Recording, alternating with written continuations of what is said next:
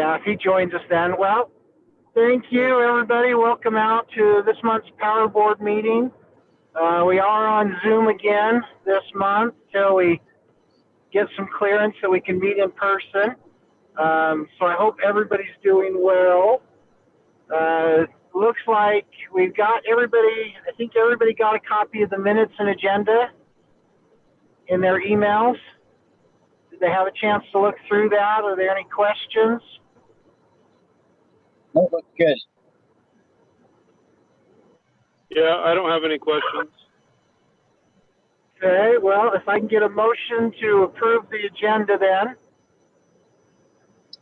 I'll motion to approve the agenda. Randy Meyer. I'll second it.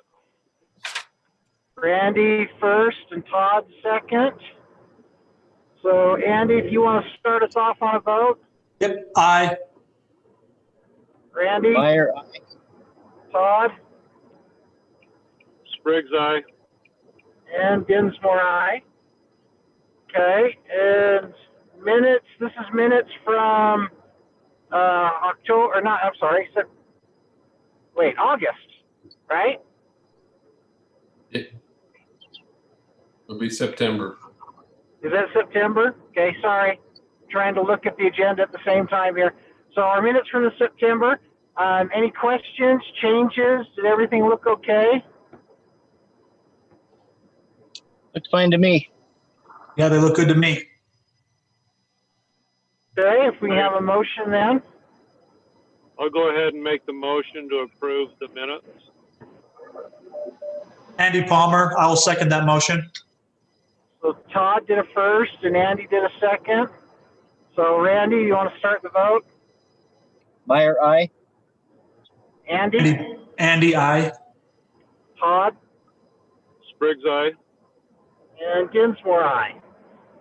Okay, thank you all. So next item on the agenda is new business. So I'm going to turn it over to you, Rick. Okay. Thank you, everyone. The first item under the new business would be to I'll have a PowerPoint for you. You've seen most of this before, at least in similar form, and we'd be looking for at the end of the presentation to have the Power Board make a recommendation to the council to continue on with the carbon-free project for the next phase. And so I know, hopefully, I know Mike can't see the video, but hopefully the rest of you have video and can see the slides. And feel free. I can see it, but Rick, can you answer one question? Sure. Because I can't tell. Do we have anybody in the council room watching? Any public? Can you see that, Steve? I did not see anybody in there in the public side because we don't have a camera facing that way. Okay. So there could be, is all I can answer. And then for everybody else's, I'd like to introduce, we have three people from UAMPS that's available also to ask questions. We have Doug Hunter, who's the CEO of UAMPS, and we have Mason Baker, who's the general counsel, and Jackie Coombs, who's our manager of member relations. So we'd like to thank the three of you for attending. I don't know if you want to say anything at this point or just. No, well, Rick, we're just here to support you however you want us to do it. Okay. And then everyone, if you got questions or you have staff, if I miss something, a point, feel free to, sorry, Mark is texting me, Steve, saying he's having some Zoom issues.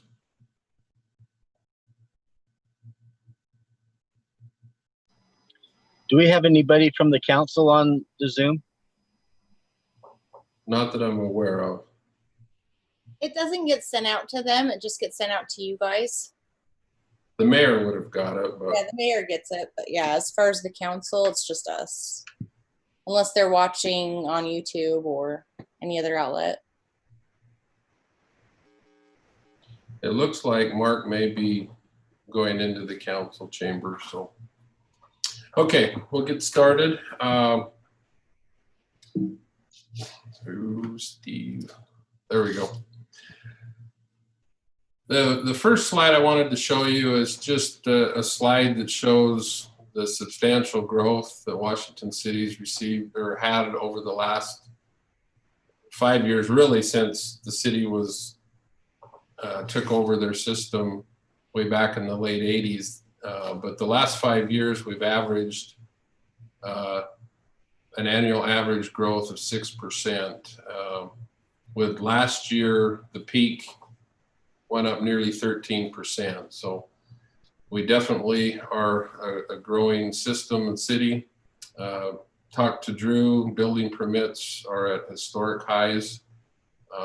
And currently we have a wide or a diverse resource mix of hydro, wind, natural gas, both our own internal generation as well as ownership in the Nebo project. And we've used long and short-term contracts to help address some of our wholesale power needs. And of course, we're part of the heat recovery project up in Bayo.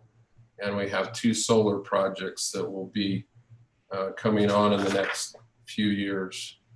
My next slide is similar to what you've seen the last 2 months, both in our August meeting with the council as well as the September, just showing that if you focus in on the yellow line, you know, we're substantially higher than any previous year.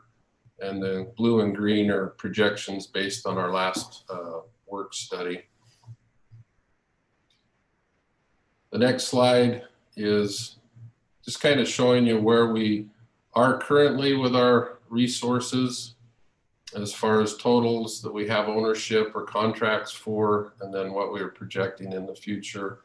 With the bottom number down here in red is what, just based on peak, what we'd be short at the time of peak. We certainly don't recommend buying ownership upright to your peak since it doesn't last there very long. So, but this gives you an idea of where we sit resource-wise. Do we have any questions on that from the board? No, it looks good. No. Okay. And this was just a typical day I've shown you before. The black line is how our, just randomly picked July 31st. At the time, that was our peak for the year. But we exceeded that in August. The black line is how our load on an hourly basis, and then the colored bars are how we cover those loads. So the space between where the bars stop and the black line is what we would need to buy off of the pool or the spot market.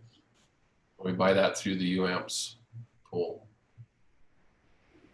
So you're saying that's just a random day in July? Is that fairly common for the summer?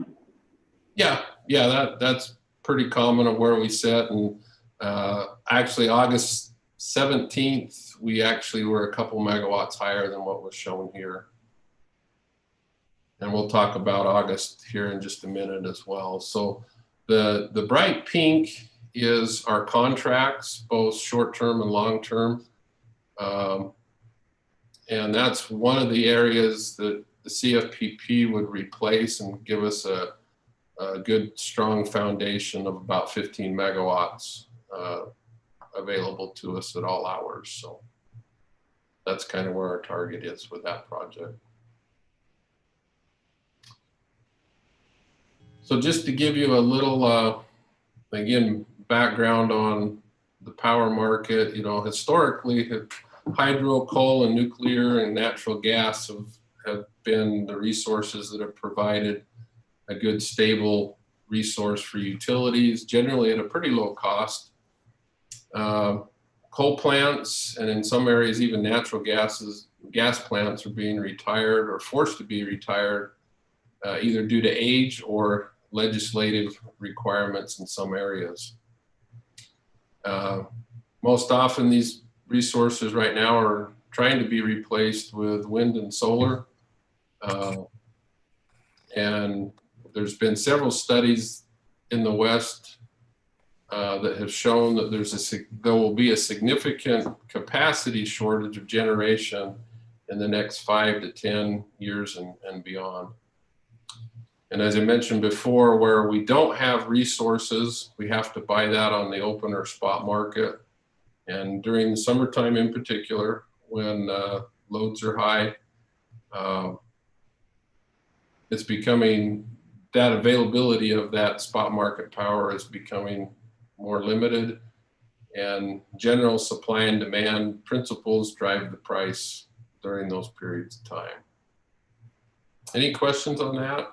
Just a rough overview. So you're saying the CFPP will replace that pink section, or will it add to part of that pink section? I would foresee it being a little bit of both. I mean, we'll have use the CFPP as a base, but I still think there'll be a need to have different contracts for different periods in the future as well. Okay. Hey, Rick, is it possible that you could have on a peak day that there's no power to buy? Yes, and then we would have to shed load to what we have capacity on the system. And we'll talk about that a little bit here on what happened in California in August. So yeah, that's a possibility that could be out there. So in August, at our September Power Board meeting, didn't have all the numbers at that point, but I had alluded to that August was a real pricey month. And so the West had sustained high temperatures throughout the region. It wasn't just in one area, from California to Idaho, Arizona, the whole area. Wind output was low, and in some cases, the smoke from the fires reduced output from the solar generation that was available. And the spot markets went to over $1,000 a megawatt hour, and that's not a typo. And I don't know, Doug or Mason, have we ever hit that high before, or was that high in the Enron days? Yeah, it's this is Doug Hunter. It gets up there, but yeah, we haven't seen prices, triple digit prices, since like the early 2000s. This was an anomaly this year, but it gets up in the $500 range typically over the summer peak, for a few hours. But this duration was also longer. Depending on where you were, it went from 2.5% of the time to 5% of the time these prices were prevailing. So it tends to be lengthening. Right, as resources get retired, that's just going to become the norm instead of the exception. And unfortunately, I guess, we set obviously a new high record peak load, which also correlated to a record single month bill for the city of Washington by about 33% higher than we'd historically ever seen before. And to kind of give you an idea on the pricing, our average pool price, or the price that we paid for the power that we bought off of the spot market without transmission and reserve costs, was $143 a megawatt hour. And we made total pool purchases of about 4,250 megawatt hours for $609,000, 610. To give you a kind of a reference, if we would have had a $55 resource similar to, the projection of the CFPP, that bill would have been $234 or $234,000, a difference of about $375,000. So being exposed to the market, and again, this year was a little unusual from what we've seen in recent years, but nonetheless, that exposure, by not having that firm resource or ownership, does expose us to potential high prices. And just a footnote, for our wind resources at that time, because I'm sure people talk to you and they say, well, let's just get wind and solar. We have over 2,000 kilowatts of available capacity in our 2 wind products. And at that time, we were getting 145. So unfortunately, the wind wasn't helping us at that particular time of our peak. And that's the challenge with the traditional renewable resources. Any questions on that? Okay. So, you know, as we've looked at, and UAMPS has helped us a lot, you know, the various different options out there to replace or to get additional resources.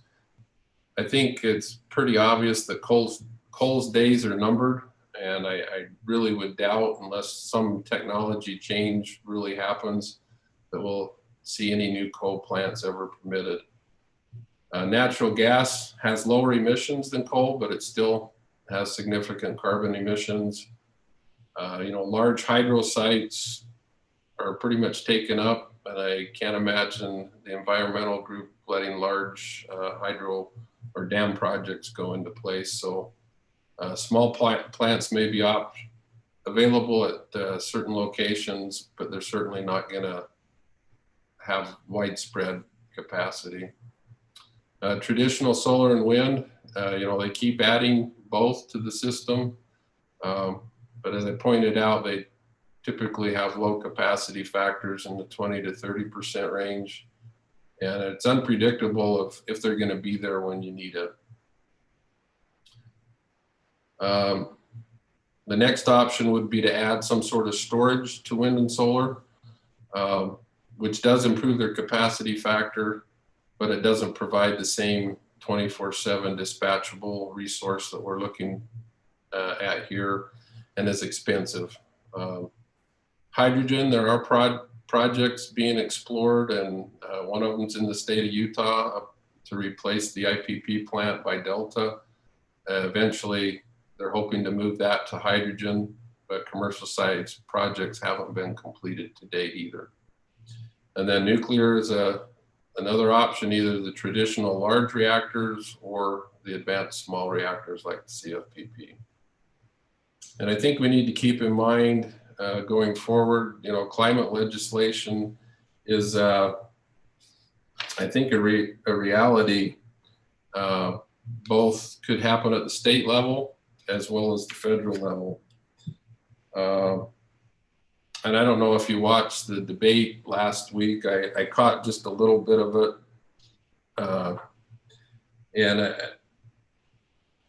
Joe Biden had made the comment that his goal was to have all electricity generated by green type resources by 2035. So that puts, you know, natural gas plants at risk. And so no matter what we do, there is going to be some degree of risk and some impact on the environment. Any questions or comments on that? Okay. So this is just a quick reminder, same basic slide we've seen before of the characteristics of the CFPP project. It'll utilize small modular reactors using new scale technology. It'll have 12 60 megawatt reactors for a total of 720, and will be located at the INL near Idaho Falls. Currently, Washington has a just under 15.4 megawatt allocation. And as we can see from those previous slides, that with our growth, there may very well be a time that we actually recommend that we sign up for more of the project, but that's yet to be determined. The target commercial date to have the first unit online is 2029. And I think probably the last two bullet points are the most important to keep in mind. Is the price target of $55 a megawatt hour. I would love to have that resource available to us today. That would be a good resource for us. And then it also provides a long-term stable resource for the city with a lifespan of the first licensing is 40 years, and is the next one, Doug and Mason, 20 or 40 that it can be extended out to? In the 20s, we have two 20-year extension options, so a total of 80 years, if you would, for licensing purposes. Okay. We've talked about this before. The power sales contract that the city's entered in with UAMPS provides, they're referred to as off-ramps at major milestones of the project, and we're currently in one of those off-ramp periods, and was originally September 15th, and now it's been extended out to October 31st, that we need to let UAMPS know if we have any adjustment to our allocation.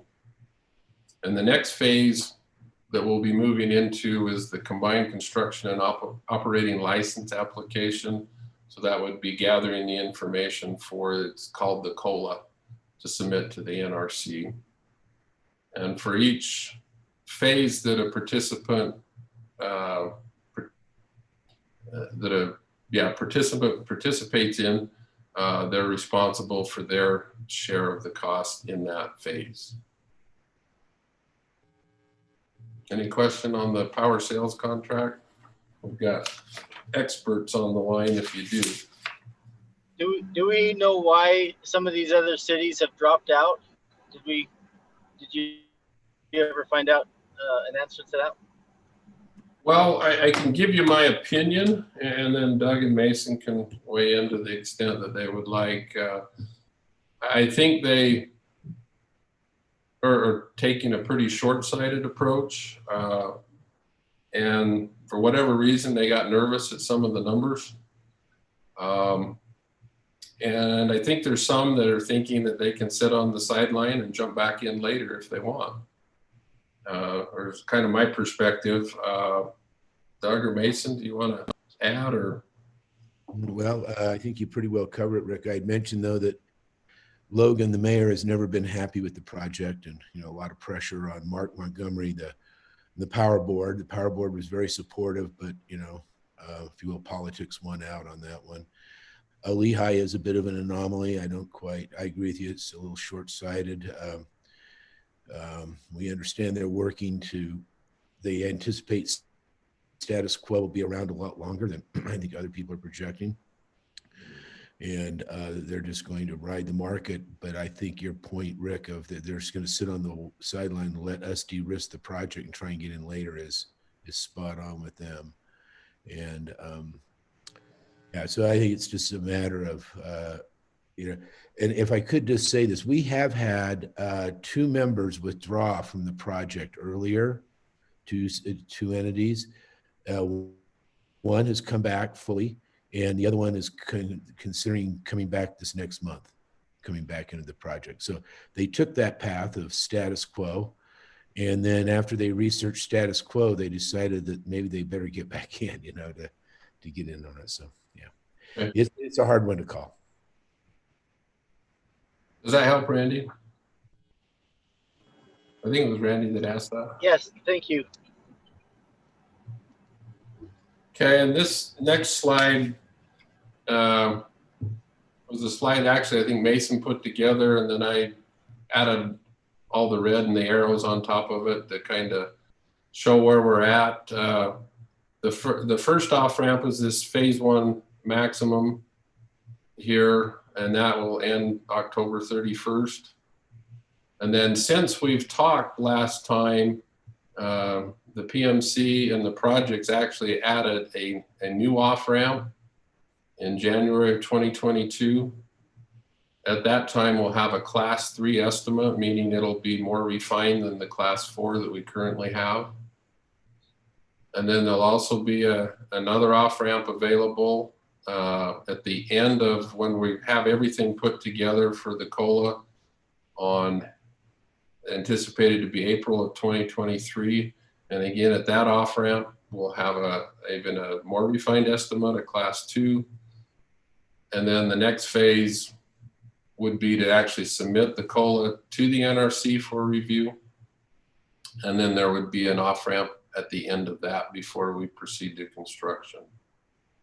So any questions on the timing, where we're at? And I think the one good thing, the really good thing this interim off-ramp provides us is the opportunity to evaluate the status of the project as we get more of that refined data without having to, so it breaks it into 2 smaller chunks. It's not exactly 50-50, you'll see here in a minute on the cost, but I think it does improve the ability to make that decision as we go forward. We get better information as we go along and can decide whether it still makes sense for the city. So any questions on the timeline? So Rick, this is Mark Hauser. Sorry I was checked in late. I had to re-download Zoom and get it set up. It froze on me. So, but on these new off ramps, do they give an incremental change in terms of the percentage of loss at each of those off ramps? Yes, our commitment would be only a portion of what that was on the longer one. Okay. So they've broken that out again? Yeah, we'll have that coming up here in a slide in just a minute. Great. Okay. Any other questions? And we all understand your Zoom challenges. I think all thanks the last few months, so no problem at all. So again, the next step for the project is to develop the COLA information to get it ready to submit to the NRC. Pretty much what I previously said, that we'll be refining the information. They'll do a lot of site work to get a better understanding of the site specific. Cost estimates will be refined. And again, in this phase, we'll have the 2 off-ramp opportunities, one in January 2022, one in April of 2023. And during this time as well, and Doug alluded to it, that UAMPS is, I think, highly focused on getting additional participants to come into the project during this period.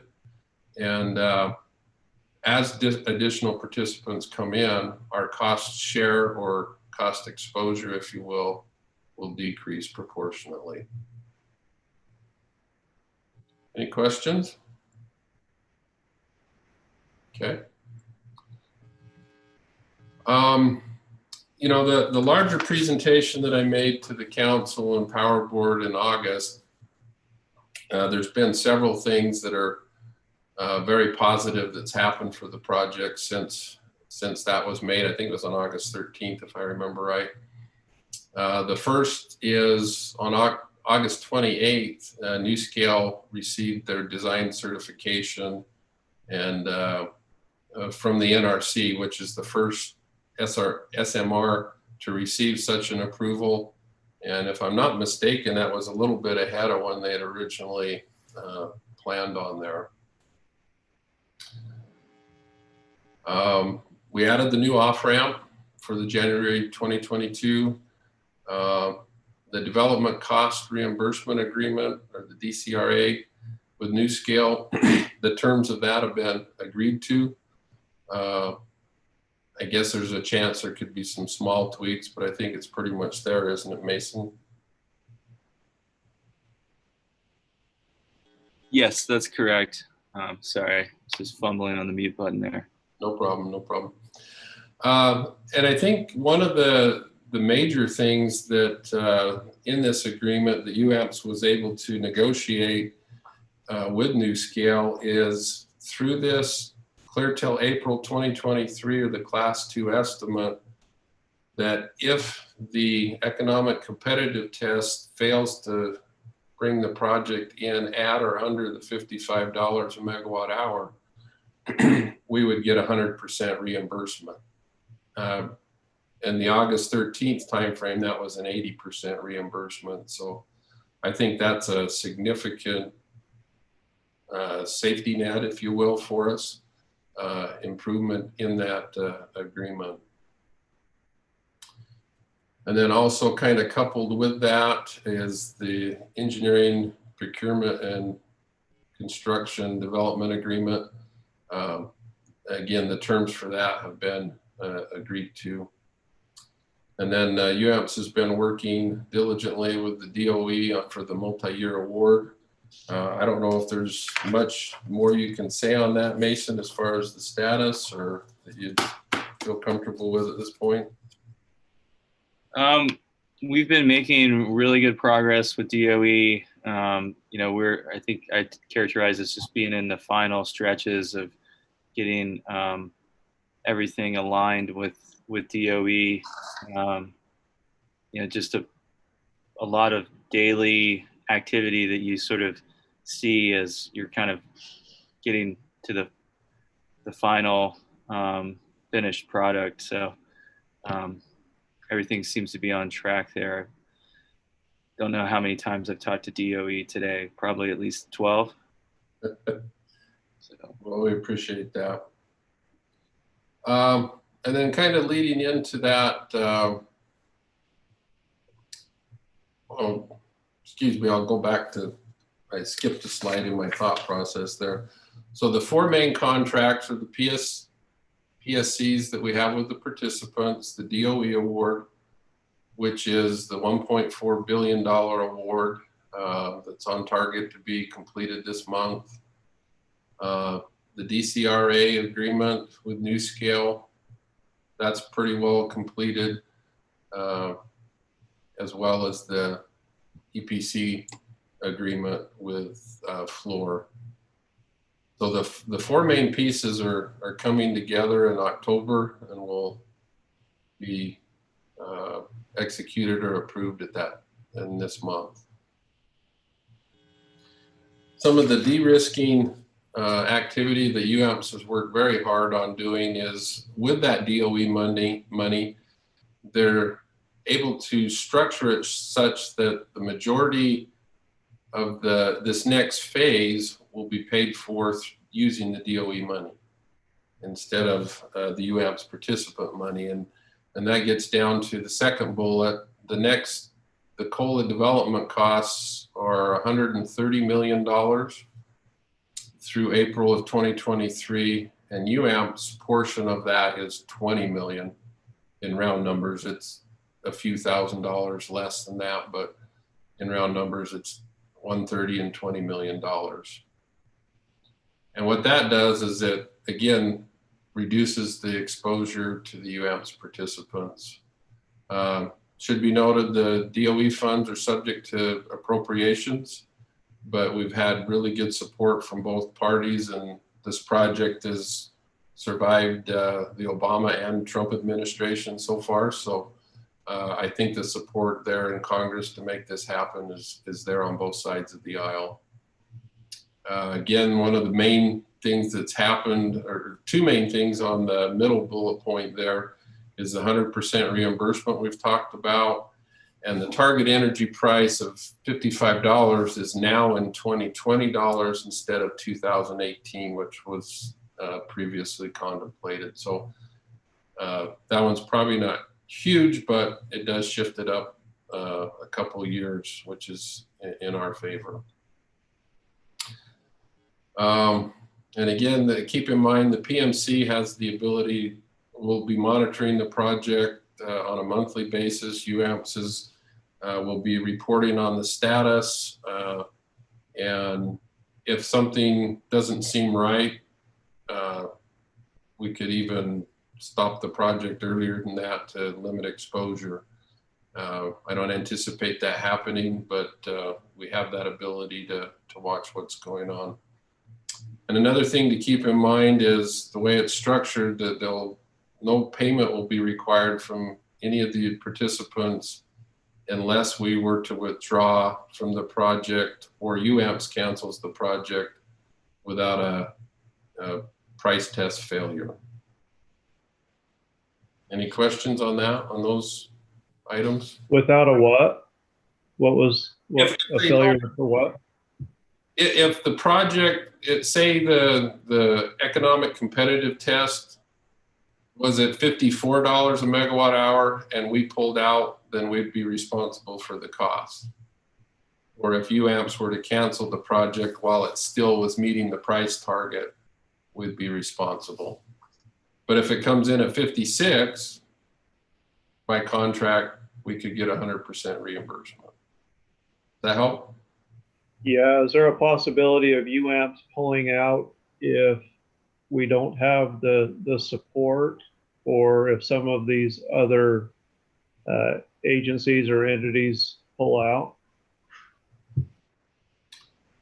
Well, I think the subscription is one of the main things that, you know, now that the contracts are in place where everyone's attention will be turned to. I think that's probably at least in my mind, the only reason that UAMPS wouldn't proceed with the project if we just couldn't get participants, but I don't think that'll be the case. Doug or Mason, do you want to weigh in on that at all? Well, I'll put in, Mason could add too. Yeah, I doubt it's, I can't really come up with a scenario on why we would withdraw especially this next year, if the price target was still going. It has to do with the planning horizons of the utilities we're discussing to come in as participants. And hold on, sorry about that. No, what's that? I thought it was mine. I know, yeah. People are always clamoring on you. It would be a measured decision, I'm sure of that, the group, because everybody would receive a bill, right? I mean, everybody'd have to pick up whatever additional costs. So it'd have to look pretty bleak, I think, under a circumstance like that. But the utilities we're talking to are very interested in the project. They have planning processes they have to go through. They're waiting on other resources to fully flesh out where they're going. You know, it's sort of the malaise of the electric industry right now is not to look too far forward. I don't know, I don't quite understand it, but it seems to be the case. And so I just don't think, so I don't see this. And the other thing I'll just mention in closing there is that it takes a 75% majority vote to shut the project down. So it's not just a simple majority. So it'd have to, like I said, it'd have to be overwhelming reason that we would have to do it and be very measured. But it is a, you know, it is an option associated with the PMC for management. They could also stop work for a while and delay it without closing the project, without costing us a bill. And so there's other mechanisms to manage how we go through, if that helps on answering the question. And another point I think, Todd and board members, is I think one thing that this off-ramp, if you will, is kind of flushing out those committed to the project and those that may not be or had concerns. I think you'll find the ones that proceed are going to be strong, like Hurricane, Santa Clara. They're all firmly behind the project. So hopefully that answers your questions. Do you have any other along those lines, anyone?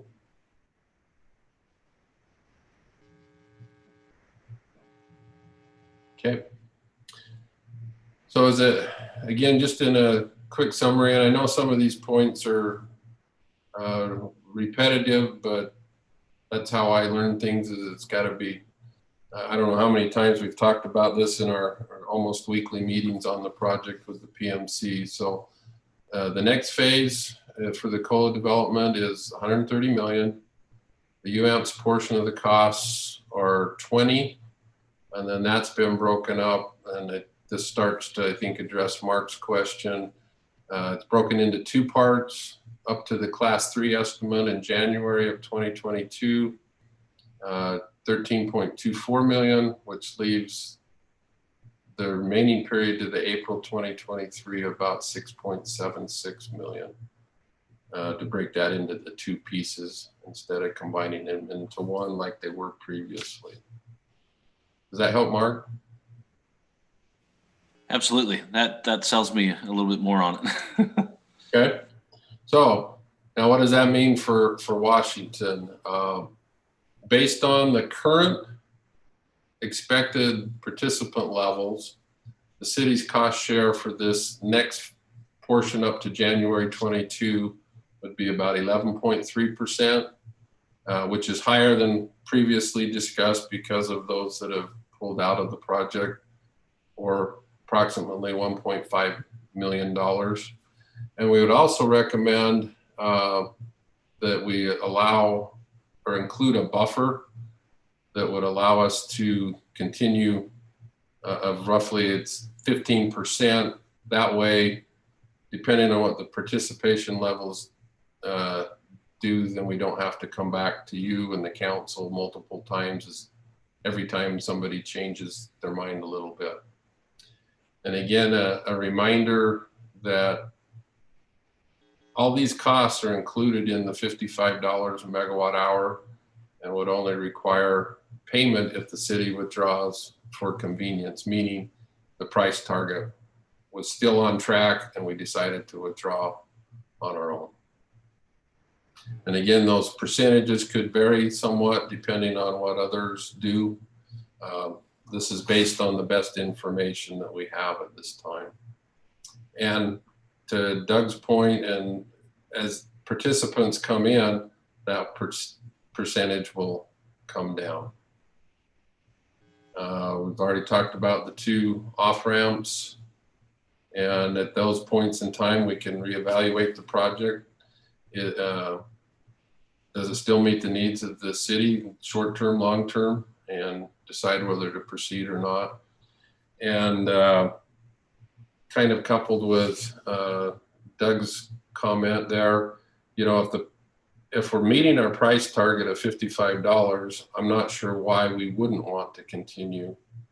And then if we're not meeting the price target, we'd get reimbursed 100%. So that kind of in a little bit of a nutshell would be what I would recommend that the Power Board recommend to the council that we proceed to the next phase or through this class 3 estimate period at these amounts and percentages that were shown here in the first 2 bullet points. Mrs. Meyer, I agree. I like that. Rick, do you have any more of your presentation there? I've just got one more slide other than the question slide. You know, keep in mind that we do continue to evaluate all of our different options. This isn't going to be the only power supply that we need. And we'll continue to do that, whatever makes the most economic sense for the city. And again, doing nothing, I think, is pretty risky. I think it's kind of, you know, burying your head in the sand if we think things are going to just stay the same. And that no matter what we do, there's a certain level of risk. And so I'm planning on taking this, if, you know, with your recommendation, I'm planning on taking this to the council a week from tomorrow, which would be the 14th at the council meeting. And basically this same slide presentation, unless something changes between now and then, you know, it could be tweaks slightly. So, Do you need any of the Power Board members to be with you next week? I think that would be good. I think we can arrange it to have you available on Zoom. And I think it would be great to have as many of you that can, you know, voice your support. And again, hopefully in this meeting, you're comfortable with making a formal recommendation to the council to proceed.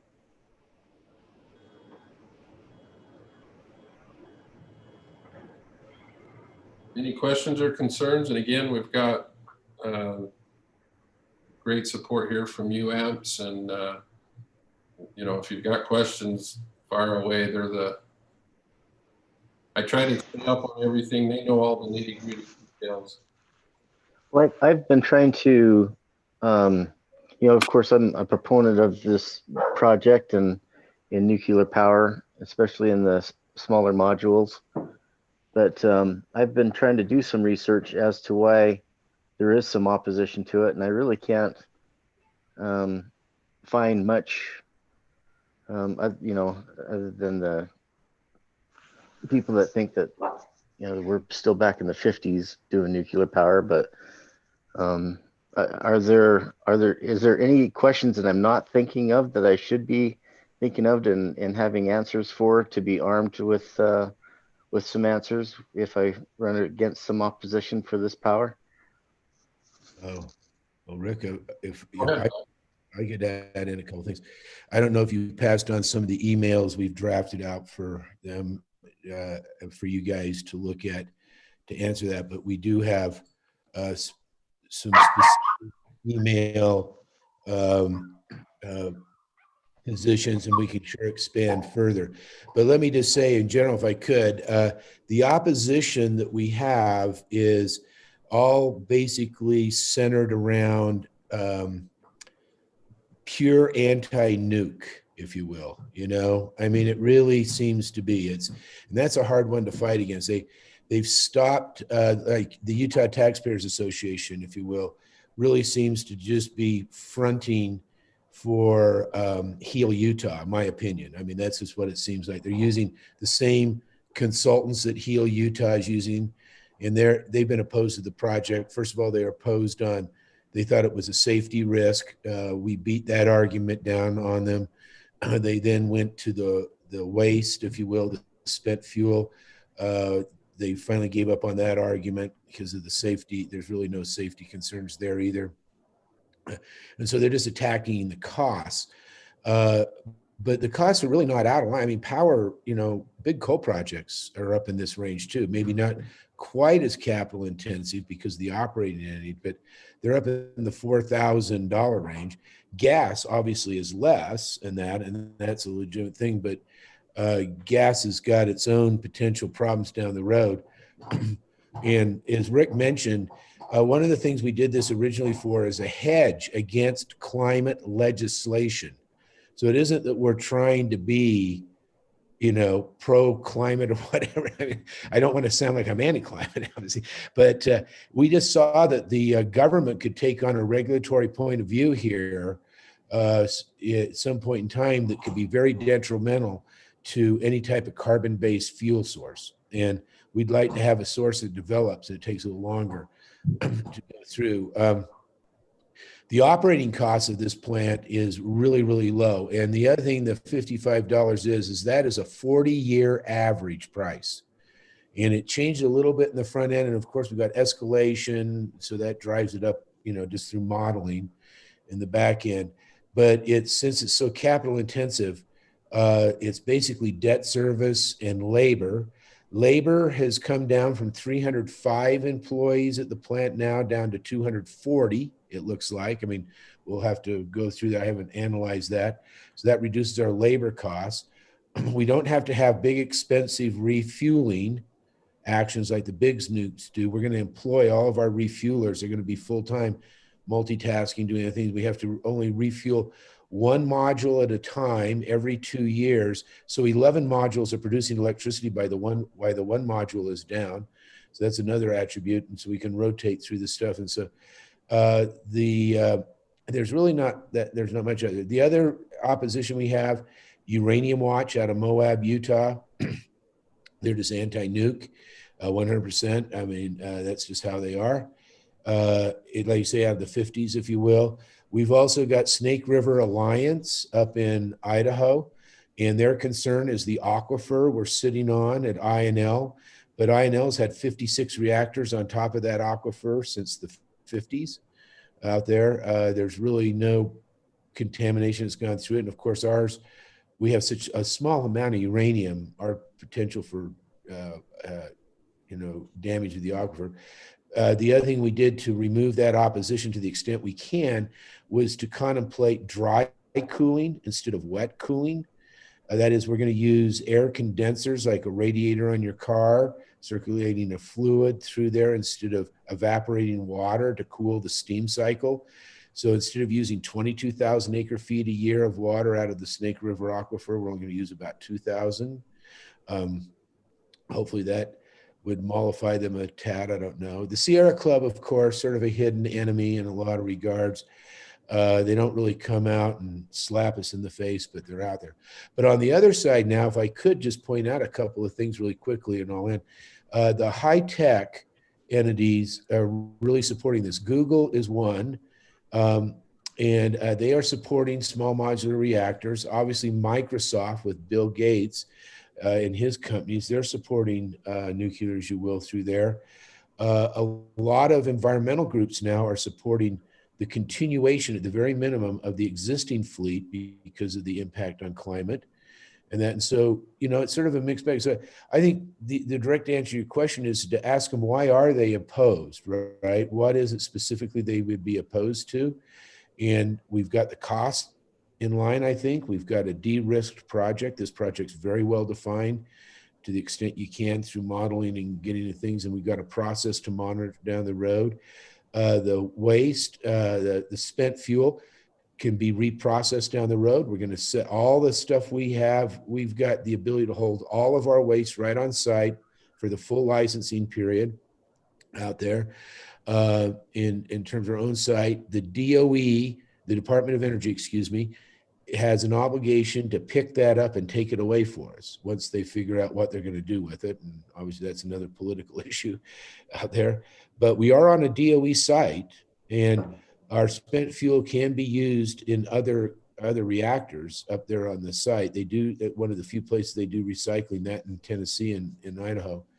And going through, and the safety is beyond measure. We have gotten, the NRC has classified this as the safest reactors that have ever been licensed. One of the manifestations of that is that if we have an emergency where we lose electricity, we need no backup power to shut the units down safely. The NRC uses this phrase. I don't really like it that much because it sounds so weird, but it's walk away safe, they call it. If we were to expose the uranium to the atmosphere, if it were to be exposed to the atmosphere out there, the radiation levels would be harmful to humans, ends at our fence line, 35 acres. That's how little uranium, the exposure we have. So the safety is profound. And so I don't know if there's too many things to go. That's why I bring up the point. What I do with opposition is I ask them if they could please articulate it a little better, what specifically they would be opposed to, and then try and address that directly. And we can sure help you. And Rick's got a bunch of stuff we get. If he hasn't given to you, he's pretty well versed on it as well. Hopefully that gave you some semblance of an answer. Thank you so much. That was great. Just a quick question for Jackie. Did those last couple emails from Doug go to the governing bodies, or was it just to the PMC? They just went to the PMC, Rick. Okay. And I can forward you a couple of those responses as well that may help you, Randy. Thank you. So, Rick, we haven't met for a while, and Andy and Mark are kind of new to the board, and we haven't. I mean, I know Todd and Randy have had a chance to go to some conferences and stuff. Just what are comments? I'm just looking for some comments from the board. What are your thoughts on this? Is there a particular way you're leaning? We just haven't had a chance to really see each other face to face, and this off-ramp kind of is being thrown at Mark and Andy on the short fly here. So this is. Go ahead, Mark. Okay. I trade in energies and minerals and mining, and in terms of what we're following in energies as well as what we're following politically, and what we on either side, no matter what happens politically, I think this is a smart move to make. I think we'll be ahead of the curve. And I've been on board since the beginning, since I really did. I went through that whole, there's a whole seminar that you sent us that was 2 days of seminars, and really tried to flesh out everything that I could in that way. And then on my investing side, looking at some of the comparables, especially with what's happening with coals and the future of natural gas, as well as some of the renewable energy sources. And then the Rick, you've done a great job of kind of pointing that out, and so has UAMPS and everybody else to point those numbers out to us. It just makes sense, really, to cover ourselves for the future. I think a lot of people will be kicking themselves to just be backing out and then waiting, because it's going to become more expensive as we go along. I think we're better off. And with all the safety measures that have been incorporated in this, I feel really comfortable from an investment standpoint, even with the higher numbers, which Rick, you showed us the last meeting as well. And you said we'd probably expect the 1.5 million plus the buffer on top. You just kind of put that together completely this time around, but we were aware of it the last time. So I feel completely comfortable. So that's where I'm coming from as a board member. So I'm trying to keep myself up on it. There's still some things that I'm a novice at, but that's where I stand. Thank you. Thanks, Mark. Andy? Yeah, I mean, it seems like Mark has a lot of really good experience and a lot of knowledge. Myself, I mean, this honestly, I mean, this is kind of a whole new world to me. And I've tried to read up on as much information as I can and retain and understand as much as I can. But, you know, it seems from my perspective, Joe, with the future growth in our community, I mean, this is something we definitely want to move forward with, especially if we have, you know, that buffer period, so to speak, of that off ramp and the ability to back out and receive 100% of our funds if they're unable to meet those requirements. My feeling is to move forward with the project and continue down this road, and hopefully we can get some more municipalities and entities on board as we go to help kind of reduce that risk and cost. But going through, and Rick, you've done a phenomenal job, and at least from my perspective and not completely understanding, you know, everything that's happening, has done a great job of breaking it down so that I can, you know, even explain to anybody that asks me and can kind of give my advice and input. But yeah, so far I think it's, you know, I think it's a really good project to keep moving forward with. Thank you. Okay. Thank you, Andy. Todd? I feel the same way, going to attending some of the conventions and reading up on it as much as I have. I feel really good about the project. I'm excited about the project and what it would bring to us as the city. I guess the one question I have, Rick, is in your very simplest terms, what would be the risk? What would be worst case scenario if we recommend this move forward? What are the possibilities of something not going the way that we planned, or just, I guess, worst case scenario? Well, I think the worst case scenario would go back, you know, it would be if the project meets the price target and for whatever reason the city decides to withdraw, you know, this 1.5 to 1.7 range would be our worst case scenario. And then not only that, then we'd have to find something to replace it. And just as a side note, the city has for several years been saving, if you will, for resource development. And we have enough money in savings, if you will, that could even cover this higher amount. So it wouldn't put us at any huge financial position, you know, if you had to use that, but I'm certainly not anticipating doing that. Yeah, that's how I see it as well. I don't see that there's a huge risk at this point. No reason to back out. The city is completely aware of the costs, and we feel comfortable that we can fund this without any problem at this point. Okay. Thanks, Todd. Randy? Well, I'll have to say the only frustration I have about this whole project and is waiting. I wish that it was available to us now. I just from the research I've done and the meetings I've attended, and that's why I was asking, you know, what am I missing? What what some of the dark horses that maybe I'm not looking at, and I can't find any negative reason to not proceed with this project.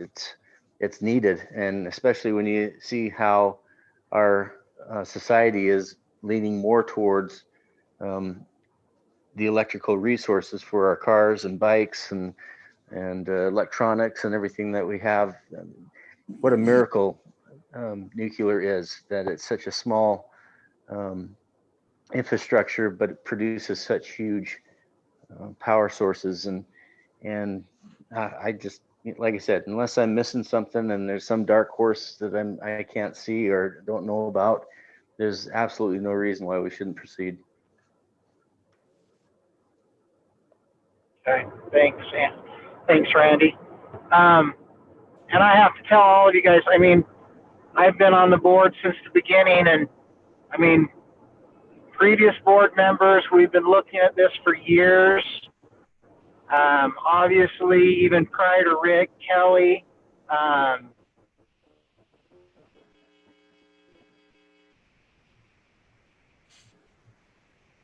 got us down this path, and we were in a race. Our rates were low. We had that issue, and we just were thinking, okay, our contracts end here now in a year or two, and we've got to find replacements because, I mean, this year these summer prices make me fear a little bit because I can see some of these companies saying, hey, look what we were able to charge, and we can see some very big increases in contract prices next year and the year after, when we're going to be right in the middle of trying to find replacement contracts. So I'm kind of like Randy. I mean, I think originally when we started, we were thinking this might be 2026 or 2025, and it's been bumped another 3-4 years now. So, and that's not even a guarantee. You still got the construction. So I'm glad to hear everybody is looked into this, seen what alternatives are, and researched it. Thanks, Rick. Thanks, UAMPS, for all the work you guys have done in our efforts. And I wish some of the public would see that. So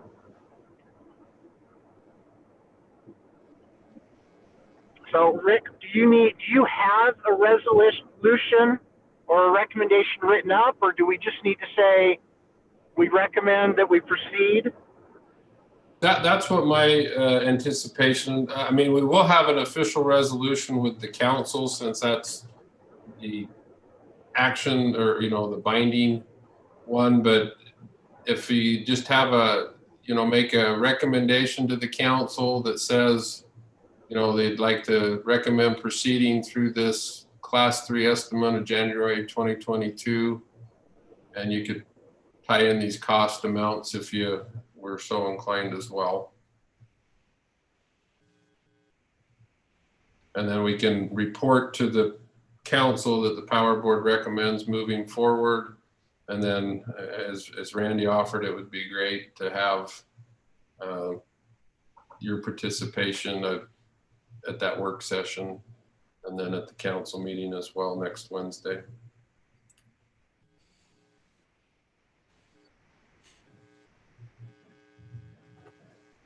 Well, I'd like to go ahead and make the motion then that we approve the recommendation to move forward. Well, I'll call for a motion here. Unless, what? Mike, you were breaking up there. Yeah, Mike, I went ahead and made the motion to approve the recommendation. I'll second it. Yeah, he's breaking. Andy, I'll second the motion. Randy, was that you on a second? Yes. Okay. So, Andy, Palmer, do you want to start on the vote? Yeah, Palmer, aye. Mark? Hauser, aye. Randy? Meyer, aye. Todd? Briggs, aye. And Dinsmore, aye. So Rick, when is the meeting? Next week, next Wednesday? It's on next Wednesday, the 14th, and we'll have it on the work session at 4:30. Hopefully it'll be towards the first part of that agenda. And then the action will be a part of the regular meeting, which starts at 6 o'clock. And so I'm not sure exactly what time that'll be. But I think the main part would be during the work session, where they'll hopefully discuss it there, and then the action in the council meeting will be pretty minimal as far as any discussion at that point. And then I might also point out, if you have any questions, you get a hold of me. They're willing to talk to you individually or as a group again if we need to. So we want to make sure you have the answers you need. Perfect. Thank you. I think if you'll just send out whatever link we need to log into, and okay, I'll work with Steve on that and Jessica. we can get it all on our calendars, and if we get a chat, I think I'm free, so I can be at that one also. That would be great. Okay, so if that's that, then item B on our next new business. We can probably excuse the UAMPS participants. I thank you, Doug, Mason, and Jackie. Yeah, I mean, thank you're welcome to stay on if you want, but no, well, I think I'll pass. You guys do a wonderful job. I mean, government's a great thing at the local level like this, so it's always great to see. Thank you again for your time. Thank you. Bye. Thank you, Rick. Bye. thanks. Thank you.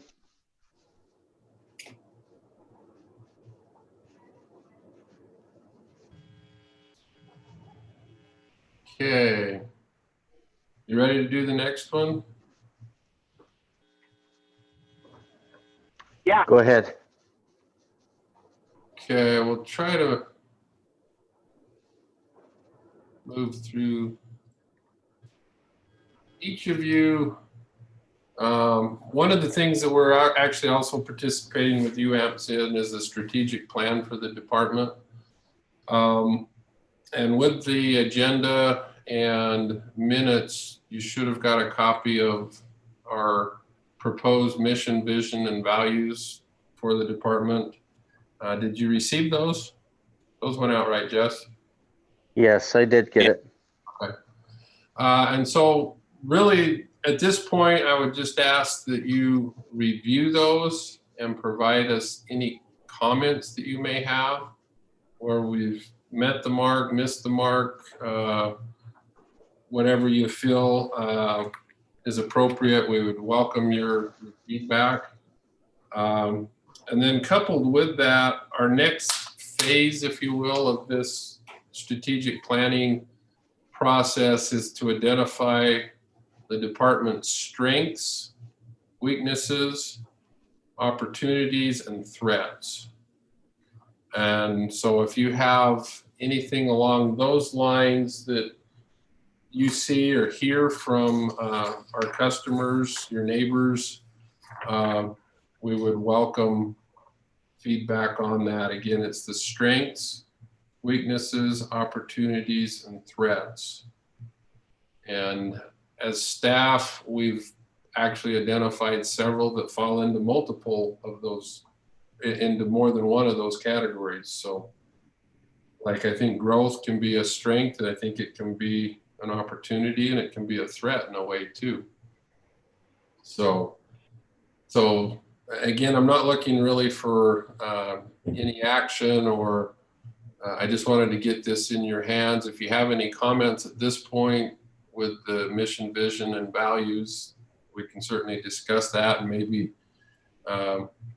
you can chew on that for, actually, I think November we won't have a meeting because it's election night. So it'll probably be in December, the next time we meet. So, you know, you can email me your thoughts, and then we can have maybe a more formal discussion on this at our next meeting. Any questions on that?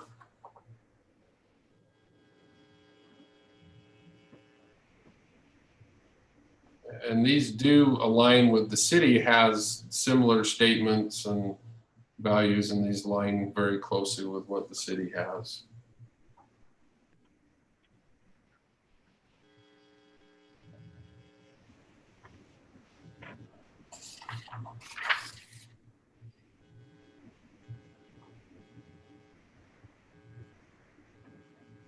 That's all I had on that, Mike.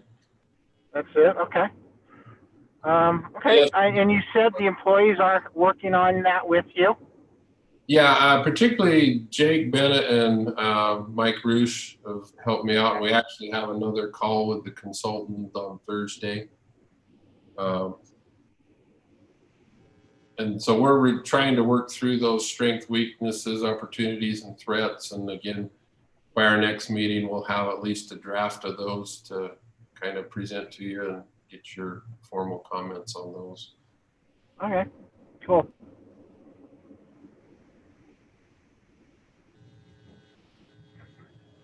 Any questions on that?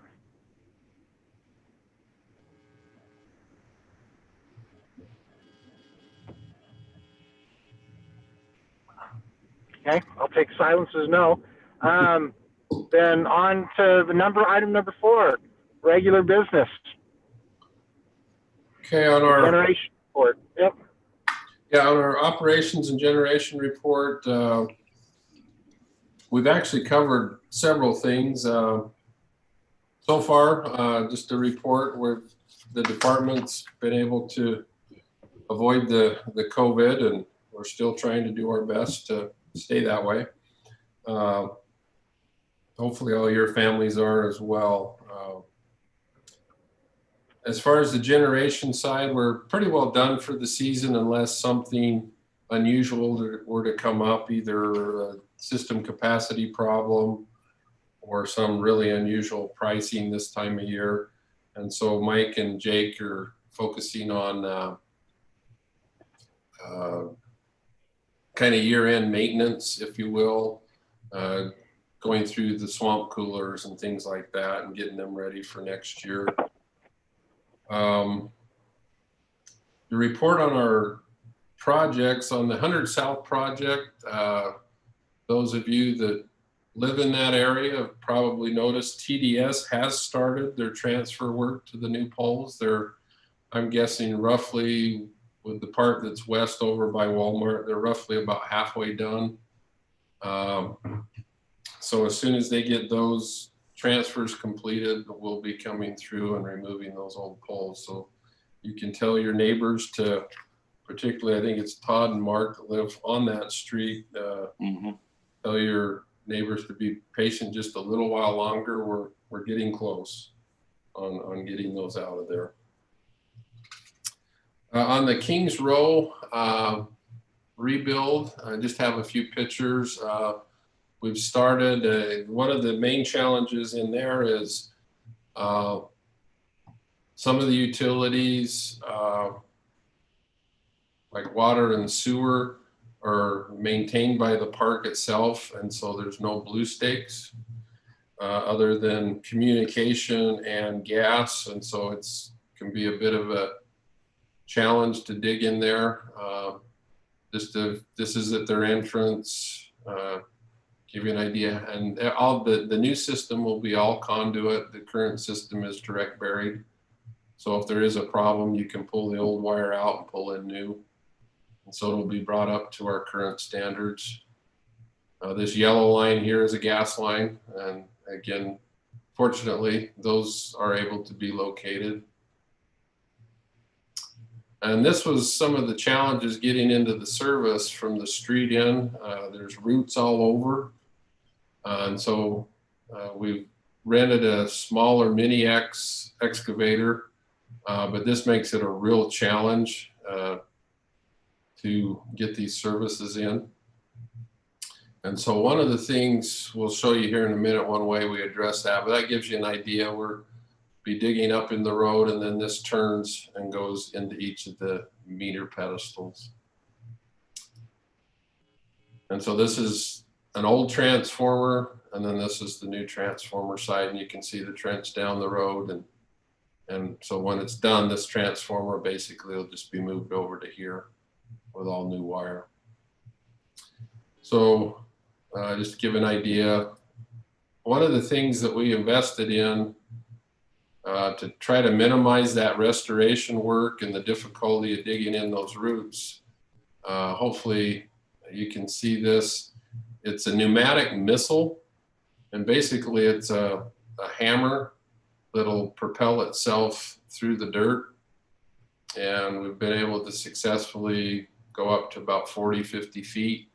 The challenge with it is once you let it go, it just hammers and it may ricochet off a root and come up where you don't want it.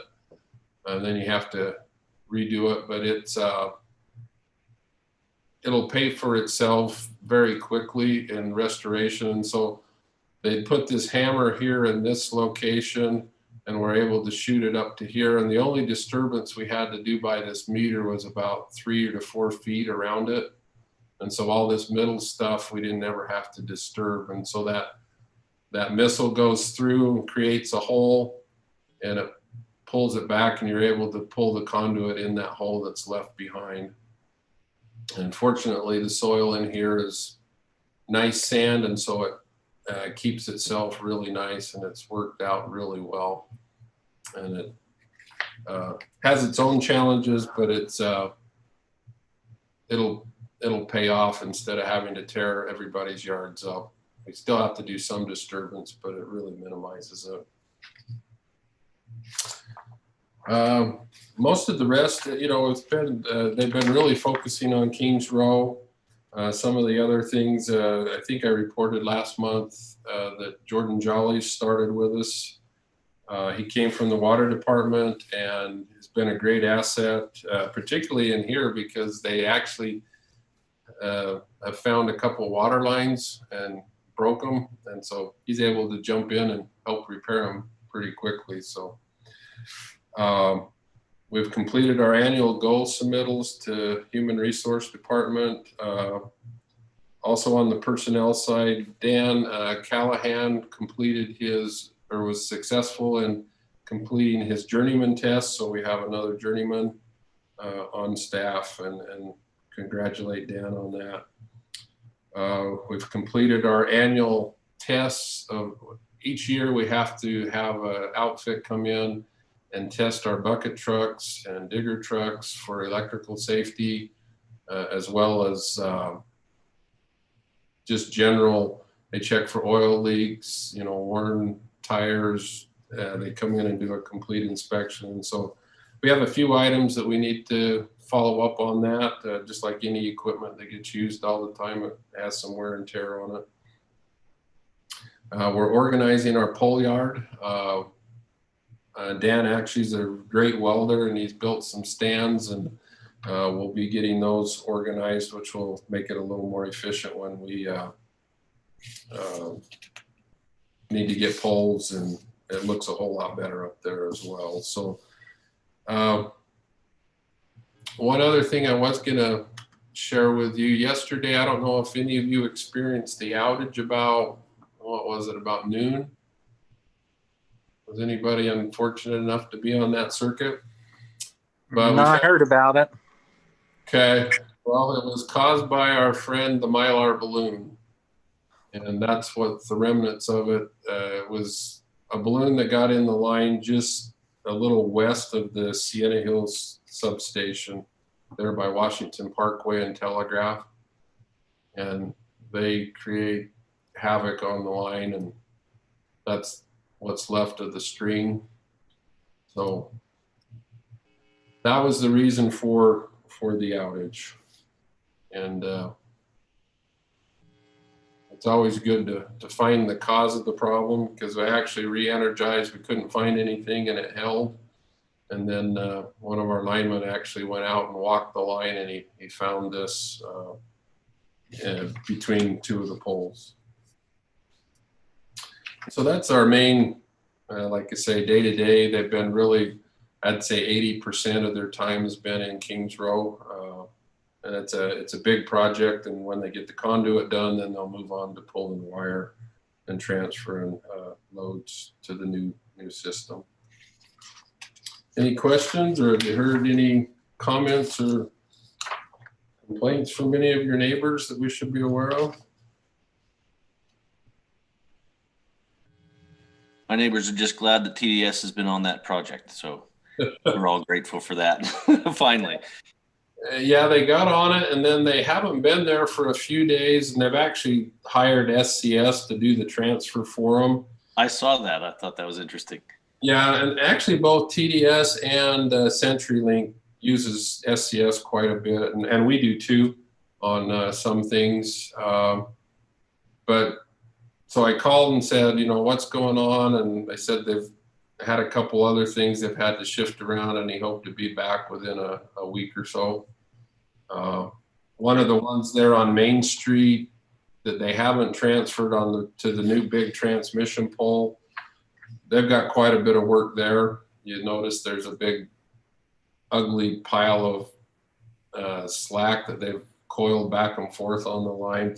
Yeah, and they're supposed to be cleaning that up, and so I think that's where he hit one of the more difficult ones. And but they should be back on that soon. So we appreciate your patience.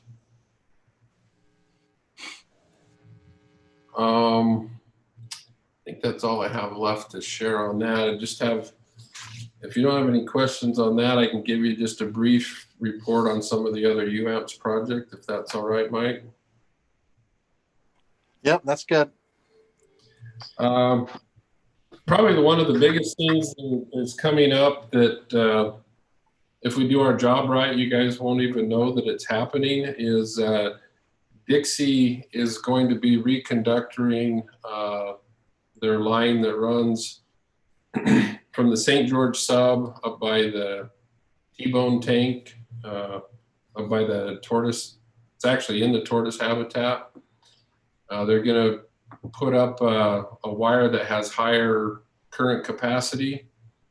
And so they're rebuilding that all the way down where it crosses the freeway, back behind where Batteries Plus is, and then it heads south down to the Church Farms substation.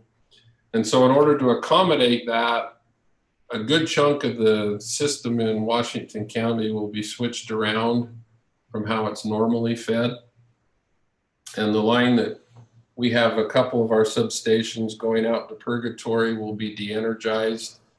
That substation will be fed through the Dixie system, through the UAMP St. George and Dixie system temporarily. And while that's going on, while they're doing their reconductor work, we're going to be tightening up hardware on the line along Telegraph. So the week of the next week and the following week, you should see some activity along Telegraph with our guys in either bucket trucks or climbing the poles, to mainly just tightening the hardware. The line's about 15 years old, and the poles over time, they shrink. And so the hardware loosens up. And so we're taking advantage of having that line out of service to tighten that up. And so they'll be, actually the crews are excited to not be digging in Kings Row for a couple of days. So they like variety. On the Nebo project, which is our natural gas project there in Payson, it's actually offline until the 12th for fall maintenance. It's a planned maintenance outage. Nothing major, just normal maintenance that they do before and after each season. The Vail plant's been running well. The capacity factor was up from previous months to 81% and about $67 a megawatt hour output out of that. So again, that just gives you a benchmark of what we pay on different resources and how that $55 for the CFPP compares. The government and public affairs, the Mike Squires that's over that, he loves the election, he loves politics, and so he's obviously monitoring anything that the election could affect. And you know, we've already talked about potential legislation. We have heard that California is moving or trying to promote going to an all electric vehicle requirement after like 2035. And so that's just going to shift more load onto the electric side of things as people change their cars from gas to electric. And so that's just, our growth projections may not be high enough if that happens at a, you know, a large amount. Mike had brought up our current long-term contract. It currently goes through March of 2022. And so we're working with UAMPS and the other, most of the other UAMPS members in, they've got an RFP, a request for proposal now, to get us from 2022, when that contract ends, out for another 3 years. They felt like a 3-year contract was a good window. And again, we've got to do that until we get to the CFPP, and there's probably a real good chance that we'll have some form of contract on an ongoing basis. And so I haven't heard back what the results from that RFP were, but we are very well aware of that gap between the CFPP and our current contract, and trying to get that filled. The new solar project up by Plymouth, Utah, by the Nucor steel plant. We should have, at our next UAMPS meetings on the 21st, should have a better report on that, but it's moving forward. They're finalizing, they're trying to get the contracts worked out for that, and we'll present that to you when we get them. On our wind projects, Horse Butte was about $69 a megawatt hour with a capacity factor of 25%. And the Pleasant Valley was about $56 a megawatt hour with a capacity factor of 17%. So basically meaning it was only there about 20% of the time. So that's the challenge with solar and wind. They're great when they're there, but if you got to count on them, you better have something to back it up. So, and that's my UAMPS report. Most of our focus with UAMPS has been on the CFPP. We meet probably at least weekly. We did have last week off, but again, that's where a lot of my focus has been, is keeping things going on that, talking to other members, encouraging them to stay focused and to stay with the project. So, okay. Oh, go ahead. I was going to say, I think I'm about talked out. So, well, thank you, Rick. And is there any questions, comments from anyone? And I would like to just thank you for your support and your time spent to research, and it really does help to have that support, more than you realize. Thank you, Rick, for your work. Anytime. I just had a question. When is the decision for the new city manager, and how's that been with that change, Rick? Well, right now the mayor's been acting as city manager, so he comes to our staff meetings on Mondays, and you know, any questions we can run through him. But my understanding is, I haven't been, that's a council deal involved. My understanding is they're having a meeting on it tomorrow night, and that's going to be a closed session so they can talk about. There's two. I know they're down to 2 candidates, and then on Thursday night they're supposed to. The plan is to make a selection, and so hopefully after Thursday we'll know who that is and start moving forward. So I think everybody's been doing well and surviving as far as, you know, city staff. I'm not aware of any, you know, significant issues, but it is nice to have, it'll be good to have a leader there to bounce things off of as well.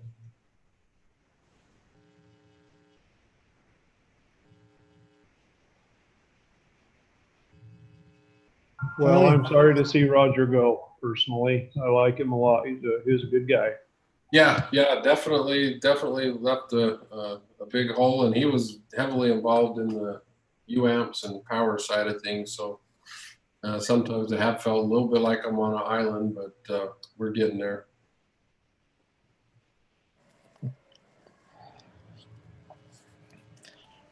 Okay. Well, if there's nothing else,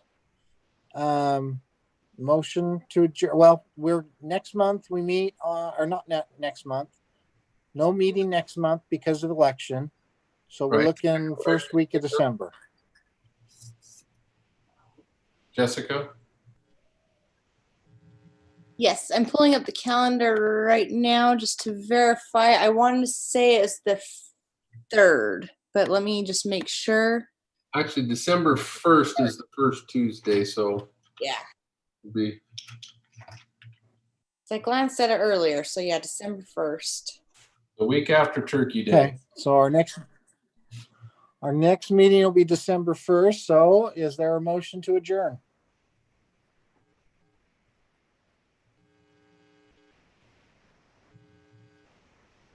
I'll motion to adjourn.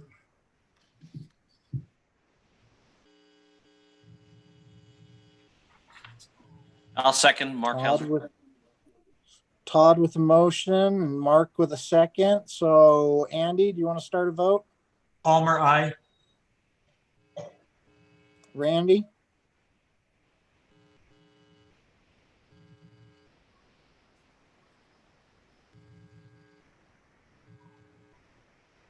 Did we lose Randy? It looks like Randy dropped off the call. Okay, yep, I was just thumbing through there. Okay, so Todd? Spriggs, aye. And Hauser, aye.